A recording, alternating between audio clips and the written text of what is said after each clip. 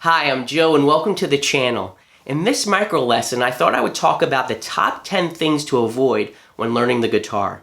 The first one up, avoid the urge not to tune your guitar. It's so easy for us to get up, get going, and start playing right away, but it's really important that you tune your guitar. Not only are you learning to physically play an instrument, but you're also training your ears on what music sounds like and what different chord qualities like major or minor or different intervals sound like.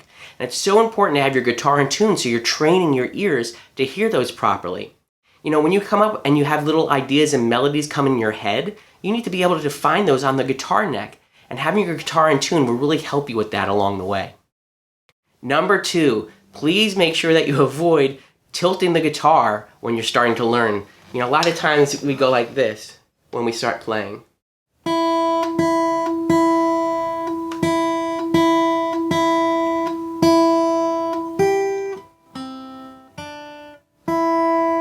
Well, what's happening here is that I'm learning the notes and I can see the notes, but I have terrible hand position. My posture is terrible. And actually, you're doing yourself a disservice here. It's making it harder for you to play. Like, you can't really grip chords this way. So make sure that you have your guitar in a properly seated position and you start practicing that way.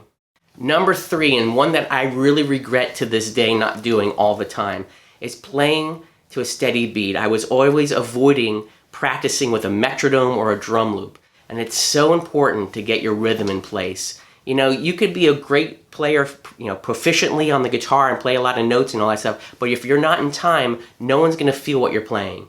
And it's so important to just be able to sit down and have a nice groove. And you can make anything groove, just even simple chord progressions and chord changes, just by having a good rhythm and get people really involved into your music. So I encourage you, take the time to either turn on a metronome or start practicing with the drum loop. And the other thing about this is when you're practicing with something like that, you're actually putting what you're doing in a musical context, and it's making your practice a lot more fun.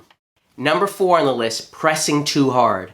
A lot of times we find ourselves strangling the guitar neck and we're just playing the notes way too hard. Yes, it'll build up calluses on your fingers, but you just want to find the right amount of pressure. I made a whole video on this, another micro lesson that I'll put a link to in the description that talked about dynamics that had this idea. But the basic idea is this. For single notes or anything that you're playing, just start out playing a note. And let's say you want to play this C note up here.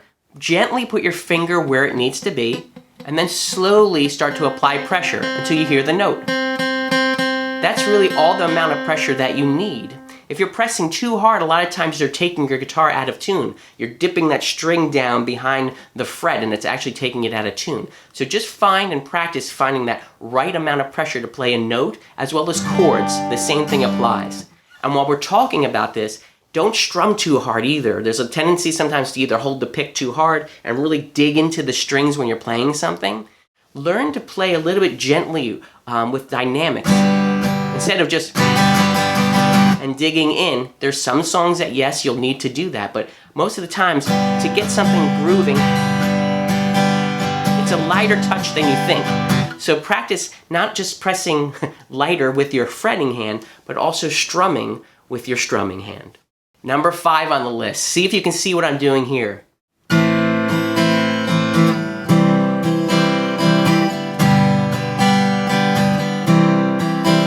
Avoid that. Avoid lifting all of your hand up to change chords.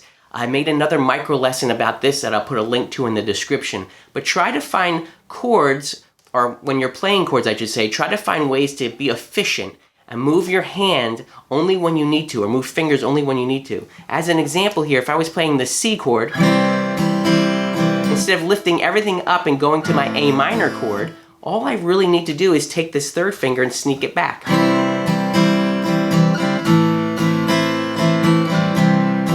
Moving that one finger. So when you're doing your practicing and you're practicing chord switching, take a look at the fingerings that you're doing and see if there's any fingers that you can leave just where they are and go to the next chord. And speaking of fingers, number 6 on the list, avoid neglecting your pinky. Your pinky can be your biggest and strongest ally when playing the guitar. But lots of times it's so easy for us to develop the first 3 fingers because, yeah, they're stronger and the pinky does take time. But it's so rewarding to have this pinky up and running. So don't avoid this little guy. And number 7 on the list, avoid not knowing all the notes on the guitar neck.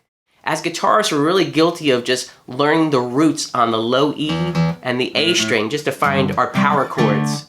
But we really kind of neglect the other strings, and I know I was guilty of this. It's so important for you just to invest a little bit of time and understand where all the notes are on the guitar neck. One of the key things too is, like, let's say you wanted to get into soloing.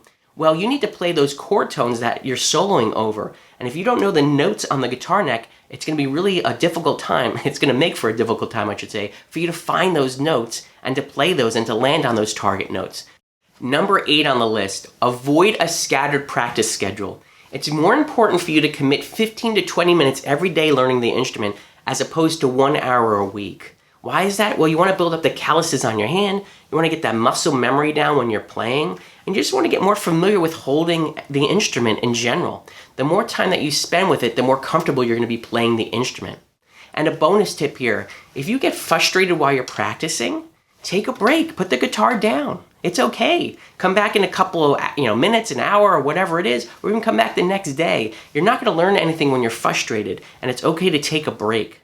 You have to remember the guitar is not an easy instrument. Sorry, it's a spoiler alert. It's not an easy instrument for everybody to play and pick up, but it is a very rewarding instrument. And if you put the time into it, you're really going to get that out of it. And it's very important, again, to just try to commit to 15-20 minutes a day, and I think that you'll make more progress than if you just practice once a week. Number 9, avoid not listening to yourself. Take time every now and then to record yourself, to hear what you sound like. It's so easy to do nowadays. We have iPhones, or your phone has a microphone on it. You can just play and listen to what you're playing. And why is that? Well, listening back to what you're playing is going to help you grow exponentially. Why is that? Because you know what good music sounds like. You know what things should sound like. And you try to record yourself and then start to listen objectively to see what you need to incorporate in your next day's practice. And I want to close with number 10. Number 10 is avoid missing any opportunities to play in front of people. Well, why is that? There's something that happens when you're performing that just makes you focus a little bit more on what you're doing and what you're doing on the instrument and how you're expressing yourself. You grow really exponentially, just like you do when you're listening to yourself. When you play in front of people, you're going to grow a lot faster as a musician.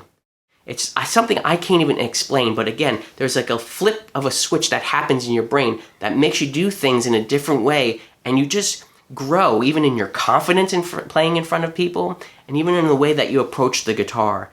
I really just encourage you to do that. And why is this so important? At the end of the day, you have a gift. You've been given a gift to make music, and that's something that's worth sharing with people. That's meant to be shared with people. So I encourage you, at any time possible, make sure that you're playing in front of people. Well, that's it for this video. I hope you found some value in it. If you did, please do me a favor and consider supporting the channel for free by subscribing down below, hit the like button, and knock on the bell, and you'll be notified when the next video comes out. I hope you have a great and wonderful day.